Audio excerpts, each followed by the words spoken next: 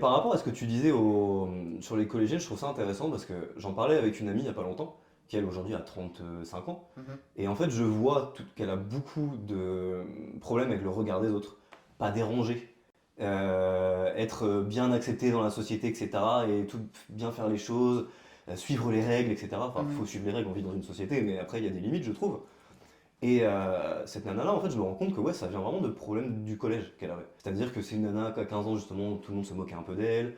Et du coup, elle a pas eu confiance en elle. Et en fait, elle a toujours évolué en n'ayant pas confiance en elle. C'est un truc sur lequel elle a jamais vraiment travaillé.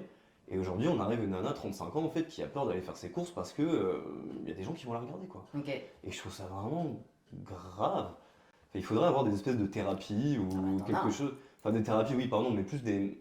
Qu'on apprenne au collège, je pense, ou au lycée, qu'il y ait des cours pour et augmenter la confiance en soi et qu'il y ait de la sensibilisation sur la chose parce que il y a des gens en fait qui 20 ans après sont toujours traumatisés. Bah, qu'il y ait beaucoup plus de prévention à Ouais, ce exactement, sujet-là et plus de exactement. suivi. Parce que même les enfants ils se rendent pas compte du mal que ça peut faire et surtout de la durée sur laquelle ça peut faire du mal. C'est Et c'est exact. très Ouais, très grave. parce que c'est générationnel, tout ça.